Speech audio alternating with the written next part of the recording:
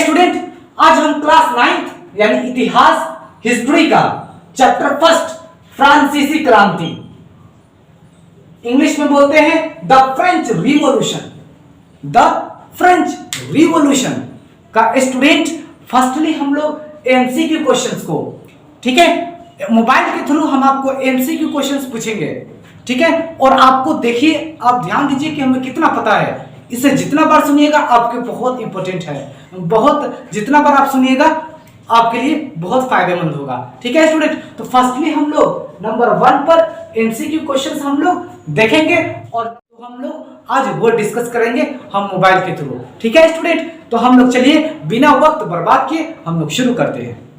Firstly student, firstly number 1 पर student हम लोग एमसीक्यू क्वेश्चन सोल्व करने जा रहे हैं, ठीक है, और आपको बताना है, ठीक है स्टूडेंट। तो चलिए हम शुरू करते हैं। आप ध्यान दीजिए आपको कितना पता है एमसीक्यू क्वेश्चंस, ठीक है स्टूडेंट। नंबर फर्स्ट क्वेश्चन है आपसे, 1774 ईस्वी में फ्रांस की राजगद्दी पर कौन आसीन हुआ, यानी कि कब कौन आसीन हुआ, यानी कि कौन बैठा, ठीक है। 1774 ईस्वी में फ्रांस की राजगद्दी पर कौन आसीन हुआ, यानी कि फ्रांस का सम्राट कब कौन बना 1774 में। तो आपसे पास ऑप्शन है नंबर 1 लुई प्रथम, ऑप्शन सेकंड है, ऑप्शन ए है लुई प्रथम, ऑप्शन बी है लुई दशम, ऑप्शन सी है लुई 16 और ऑप्शन डी है इनमें से कोई नहीं। बताइए इसका आंसर क्या होगा स्टूडेंट। अगर स्टूडेंट आप जितने भी मैं पूछूंगा एमसीक्यू क्वेश्चन जितने आपको पता है आप उसे मुझे कमेंट्स में जरूर बताइएगा, ठीक है स्टूडेंट। तो इसका आंसर होगा स्टूडेंट, अगर आपको पता है तो आप मुझे कमेंट्स में बताइए, ठीक है स्टूडेंट। तो इसका आंसर होगा स्टूडेंट क्या, लुई 16, ठीक है। जी हाँ, आपने सही सुना, 1774 ईस्वी में फ्रांस की राजगद्दी पर कौन आसीन हुआ, तो लुई 16। समझ में आ गया स्टूडेंट। आपको एक बार सुनते ही आपको याद हो जाएंगे, बस इस वीडियो को आप एक बार देख लो, आपको सारे एमसीक्यू क्वेश्चंस और फिर सारे हम एक अंक वाले प्रश्न को यहां बताने वाले हैं और समझाने वाले हैं, okay student. Question number second, first हो गया, क्वेश्चन नंबर सेकंड, लिब्रे क्या है, ठीक है। लिब्रे क्या है स्टूडेंट। ऑप्शन ए है फ्रांस की मुद्रा, ऑप्शन बी है फ्रांस लिबरेशन पार्टी और ऑप्शन सी है फ्रांसीसी कर और ऑप्शन डी है इनमें से कोई नहीं। बताइए क्या होगा स्टूडेंट। लिब्रे क्या है, तो लिब्रे स्टूडेंट फ्रांस का करेंसी है, यानी कि मुद्रा है, ठीक है स्टूडेंट, याद रखिएगा। लिब्रे क्या है, लिब्रे, ठीक है, करेंसी ऑफ फ्रांस, जी हाँ फ्रांस की मुद्रा है, याद रखिएगा आप इसे, ठीक है, समझ में आ गया, ओके। तो इसका आंसर होगा ए, फ्रांस की मुद्रा, ठीक है स्टूडेंट। चलिए अब हम लोग क्वेश्चन नंबर 3 देखते हैं। सीधे राज्य को अदा किए जाने वाले कर को क्या कहते हैं। यस, बहुत इंपॉर्टेंट स्टूडेंट, आप इसे याद होना चाहिए। सीधे राज्य को अदा किए जाने वाले कर को क्या कहते हैं। कर का मतलब क्या होता है स्टूडेंट, टैक्स, ठीक है। और सीधे राज्य को यानी कि सीधे सरकार को टैक्स देने वाले को क्या कहते हैं स्टूडेंट, हम टाइल कहते हैं, टाइल, ठीक है, समझ में आ गया स्टूडेंट। हाँ, सीधे सरकार को कर यानी कि टैक्स दिए जाने को क्या कहते हैं, टाइल कहते हैं, आप याद रखिएगा स्टूडेंट, ठीक है। अब हम लोग नेक्स्ट समझते हैं question number 4। Question number 4, tide का अर्थ होता है टाइद, ठीक है स्टूडेंट, टाइद का क्या अर्थ होता है, अब आप समझिए। सामान्य कर, उत्पाद कर, धार्मिक कर या फिर इनमें से कोई नहीं। तो बताइए स्टूडेंट इसका आंसर क्या होगा। इसका आंसर होगा स्टूडेंट धार्मिक कर। तो क्यों स्टूडेंट, तो जो टाइद है, टाइद किसको कहते हैं, टाइद उसे कहते हैं स्टूडेंट जो चर्च लोग टैक्स थर्ड स्टेट से लेते थे उसी को हम क्या कहते हैं स्टूडेंट, बताइए? उसी को हम ताइद कहते हैं। याद रखिएगा, चर्च द्वारा वसूला गया टैक्स को क्या कहते हैं, या कर को क्या कहते हैं स्टूडेंट, बताइए? उसको हम ताइद कहते हैं, ताइद, ताइद। याद रखिएगा स्टूडेंट। अब हम लोग नेक्स्ट समझते हैं क्वेश्चन नंबर 5। क्वेश्चन नंबर 5 है, फ्रांसीसी क्रांति कब शुरू हुई थी? फ्रांसीसी क्रांति कब शुरू हुई थी, बताइए स्टूडेंट? अगर आपको पता है स्टूडेंट तो आप, ये बहुत इंपॉर्टेंट क्वेश्चन है स्टूडेंट, ये सब क्वेश्चनों से एक बढ़िया सा ये क्वेश्चन है, ठीक है?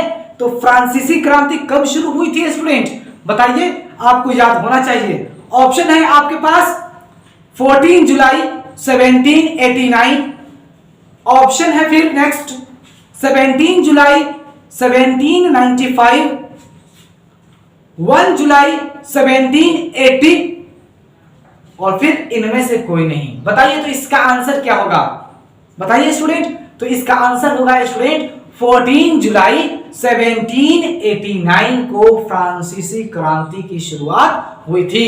ओके स्टूडेंट, आप याद रखिए कि फ्रांसीसी क्रांति की शुरुआत कब हुई थी। तो फ्रांसीसी क्रांति की शुरुआत कब हुई थी स्टूडेंट? 14 जुलाई 1789 को फ्रांसीसी क्रांति की शुरुआत हुई थी। आप इसे याद रखिए स्टूडेंट, ठीक है? नेक्स्ट क्वेश्चन, क्वेश्चन नंबर 6, याद रखिएगा स्टूडेंट। चर्च के विशेष कार्य को करने वाले व्यक्ति को, समूह को कहा जाता है। चर्च के विशेष कार्यों को करने वाले व्यक्तियों के समूह को कहा जाता है, क्या कहा जाता है स्टूडेंट? किसान वर्ग, पादरी वर्ग, मजदूर वर्ग, या फिर इनमें से कोई नहीं? तो बताइए स्टूडेंट, इसको क्या कहते हैं स्टूडेंट? इसको हम कहते हैं पादरी वर्ग, ठीक है? जी हाँ, प्रथम पद, ठीक है?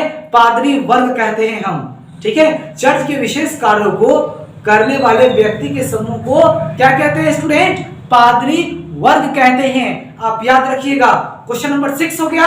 अब हम लोग चलते हैं क्वेश्चन नंबर 7 पर। फ्रांसीसी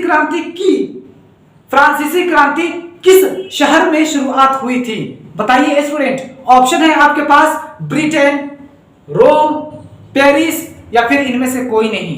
तो इसका आंसर क्या होगा स्टूडेंट, बताइए? फ्रांसीसी क्रांति किस शहर में शुरुआत हुई थी, किस शहर में शुरुआत हुई थी? तो इसका ऑप्शन होगा स्टूडेंट पेरिस, पेरिस, पेरिस। आ गया समझ में? नेक्स्ट समझते हैं क्वेश्चन नंबर 8। मार्सिले क्या है? मार्सिले, मार्सिले आपने नाम सुना होगा। तो मार्सिले क्या है? ऑप्शन है आपके पास फ्रांस का राष्ट्रीय गीत, रूस का राष्ट्रीय गान, ब्रिटेन का राष्ट्रीय झंडा, या फिर इनमें से कोई नहीं। तो इसका क्या होगा स्टूडेंट? फ्रांस का राष्ट्रीय गीत। हाँ, याद रखिएगा, मार्सिले क्या है स्टूडेंट? फ्रांस का राष्ट्रीय गीत। जिस तरीके से हम लोग का इंडिया का राष्ट्रीय गीत होता है, ठीक है स्टूडेंट, वैसे ही फ्रांस का राष्ट्रीय गीत क्या है? मार्सिले। मार्सिले क्या है स्टूडेंट? फ्रांस का राष्ट्रीय गीत, फ्रांस का राष्ट्रीय गीत। मार्सिले क्या है स्टूडेंट? फ्रांस का राष्ट्रीय गीत। याद रखिएगा आप इसे स्टूडेंट। अब हम लोग चलते हैं क्वेश्चन नंबर 9 पर। क्वेश्चन नंबर 9 में है स्टूडेंट, आपसे कह रहा है नेपोलियन बोनापार्ट कौन था? नेपोलियन बोनापार्ट कौन था? ऑप्शन है आपके पास जर्मनी का सम्राट, फिर है नेक्स्ट फ्रांस का सम्राट, रूस का सम्राट, इंग्लैंड का सम्राट। तो नेपोलियन बोनापार्ट कौन था, बताइए? ऑप्शन था आपके पास स्टूडेंट फ्रांस का सम्राट, ठीक है? नेपोलियन कौन था स्टूडेंट? नेपोलियन बोनापार्ट फ्रांस का सम्राट था। याद रखिएगा आप इसे। ओके स्टूडेंट, नेपोलियन बोनापार्ट कौन था? तो नेपोलियन बोनापार्ट फ्रांस का सम्राट था। ओके स्टूडेंट, याद हो गया। अब हम लोग चलते हैं क्वेश्चन नंबर 10 पर। क्वेश्चन नंबर 10 देख लीजिए। आतंक का राज किसने स्थापित किया? ऑप्शन है आपके पास लुई 16, नेपोलियन बोनापार्ट, रोबेस्पियर, या फिर इनमें से कोई नहीं। तो आतंक का राज किसने शुरू किया था स्टूडेंट? रोबेस्पियर। क्या होगा स्टूडेंट? रोबेस्पियर, आप इसको नाम को अच्छे से याद रखिए, रोबेस्पियर रोबेस्पियर रोबेस्पियर। रोबेस्पियर कौन था ये स्टूडेंट? आतंक का राज्य इसी ने स्थापित किया था, याद रखिएगा स्टूडेंट। नेक्स्ट चलते हैं क्वेश्चन नंबर 11 पर। ओलंप दे गुंज, ओलंप दे गुंज कौन थी? बताइए, क्रांतिकारी महिला, सामाजिक महिला, चित्रकार महिला या इनमें से कोई नहीं? तो इसका ऑप्शन क्या होगा स्टूडेंट? क्रांतिकारी महिला थी। ठीक है, ओलंप दे गुंज कौन थी? बताइए स्टूडेंट, क्रांतिकारी महिला थी। याद हो गया आपको? समझ में आ गया? नेक्स्ट समझते हैं student question number 12। Question number 12, फ्रांसीसी कॉलोनियों में दासता कब फ्रांसीसी कॉलोनियों में दासता कब स्थापित हो गई? बताइए स्टूडेंट, फ्रांसीसी कॉलोनियों में दासता कब स्थापित हो गई? ऑप्शन है आपके पास 1850, 1857, 1848, 1957 और फिर है इनमें से कोई नहीं। तो इसका आंसर क्या होगा स्टूडेंट? 1848। जी हाँ, इसका आंसर क्या होगा स्टूडेंट? 1848। ठीक है, याद रखिएगा, फ्रांसीसी कॉलोनियों में दासता कब समाप्त हो गई? तो स्टूडेंट क्या होगा इसका आंसर? 1848। याद रखिएगा। क्वेश्चन नंबर 13, फ्रांस की राजधानी कौन है? बताइए, Paris, London, Delhi, Beijing, Delhi या बीजिंग? बीजिंग क्या है स्टूडेंट? फ्रांस की राजधानी कौन है? Paris, London, Delhi, Beijing. तो इसका आंसर क्या होगा स्टूडेंट? पेरिस। जी हाँ, आप याद रखिएगा, फ्रांस की राजधानी क्या है? Paris, Paris, Paris. याद रखिएगा स्टूडेंट। नेक्स्ट समझते हैं क्वेश्चन नंबर 14। क्वेश्चन नंबर 14 क्या है स्टूडेंट? 1789 ईस्वी में फ्रांस में क्रांति किसके शासनकाल में हुई? बताइए स्टूडेंट, 1789 ईस्वी में फ्रांस में क्रांति किसके शासनकाल में हुई? तो ऑप्शन ए है आपके पास, ऑप्शन है आपके पास लुई 15वां, लुई 18वां, लुई 16वां, लुई 14वां। तो इसका आंसर क्या होगा स्टूडेंट? लुई 16वां। लुई 16वां याद रखिएगा स्टूडेंट, लुई 16, लुई 16वां यही है स्टूडेंट जो 1789 ईस्वी में फ्रांस में क्रांति इसी के शासनकाल में हुई थी। किसके शासनकाल में हुई थी स्टूडेंट? लुई 16वां। ठीक है, याद रखिएगा स्टूडेंट। अब क्वेश्चन नंबर 15 समझ लेते हैं स्टूडेंट। टाउन हॉल के सामने कितने लोग इकट्ठे हुए थे? बताइए स्टूडेंट, जिन्होंने जल सेना के गठन का निर्णय लिया था। तो स्टूडेंट इसका ऑप्शन क्या होगा? 6000 लोग थे या 5000 लोग थे या 7000 लोग थे या 1 लाख लोग थे? तो बताइए स्टूडेंट, तो इसका आंसर क्या होगा स्टूडेंट? 7000, 7000, 7000। जी हाँ, आपने सही सुना, 7000 लोग थे जो टाउन हॉल के सामने इकट्ठे हुए थे। ठीक है स्टूडेंट, अब नेक्स्ट समझते हैं स्टूडेंट क्वेश्चन नंबर 16।